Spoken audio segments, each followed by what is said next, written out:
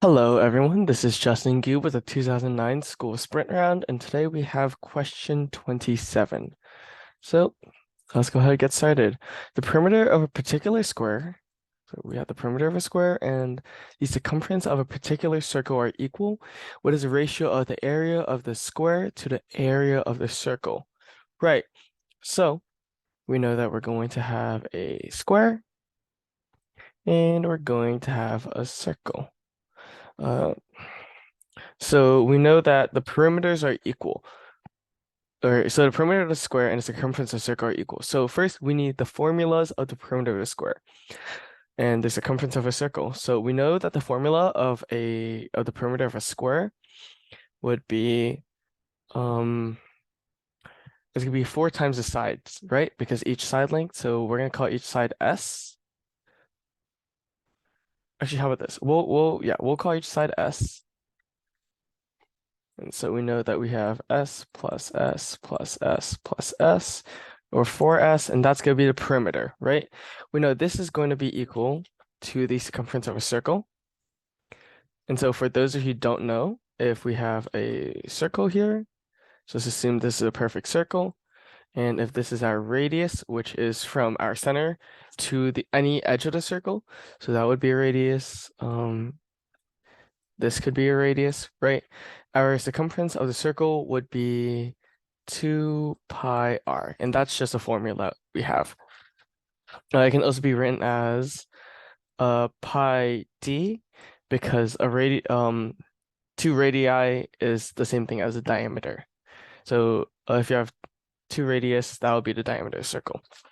So anyways, now that we know this, right, we know 4s is going to be equal to 2 pi r. Great. So we know that this is equal.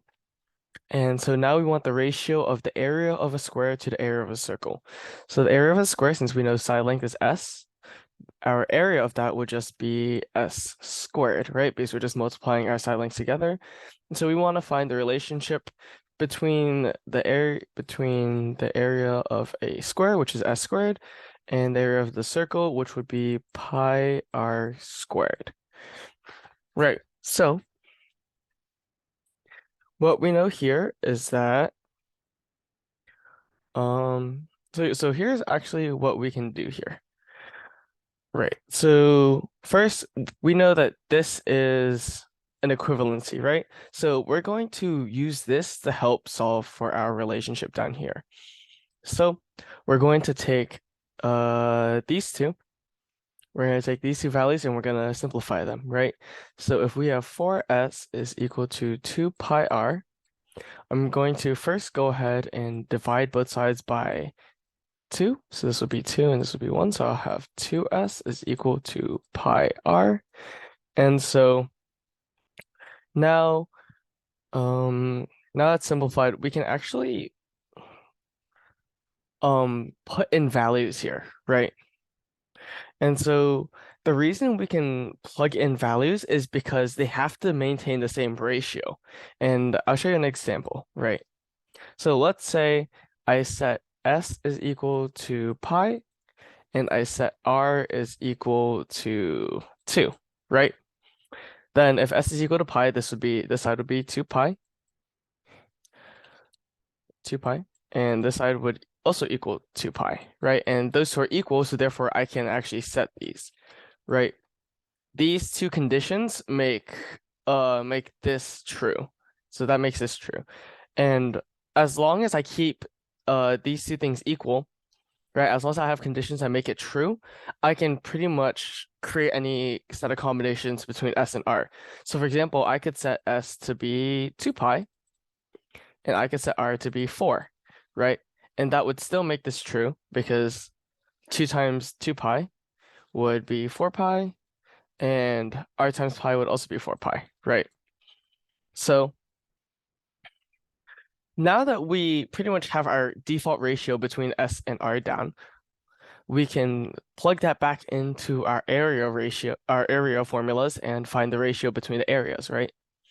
So if I plug pi in for S, I will get S is equal to, or I'll get the area of the square is equal to pi squared.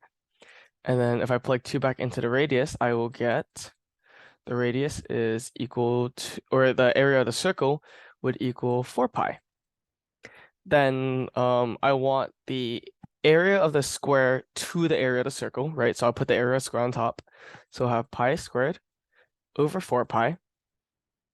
And then I can just simplify. So I can divide both sides by pi, so I'll get pi over 4.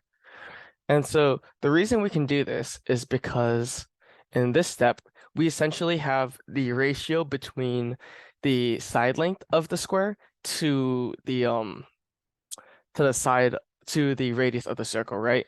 This ratio would be S over R is equal to pi over 2. And so using this, we can pretty much just solve for here. And so this is one of those cases where we can actually plug in numbers to work as examples because we know that they have to follow these rules, right? The rules are given to us up here. We know it has to be followed, so therefore we can actually just plug in numbers. This is something that you'll also see in a lot of questions where they ask for a mean, and this is just a really good strategy that you guys should be implementing.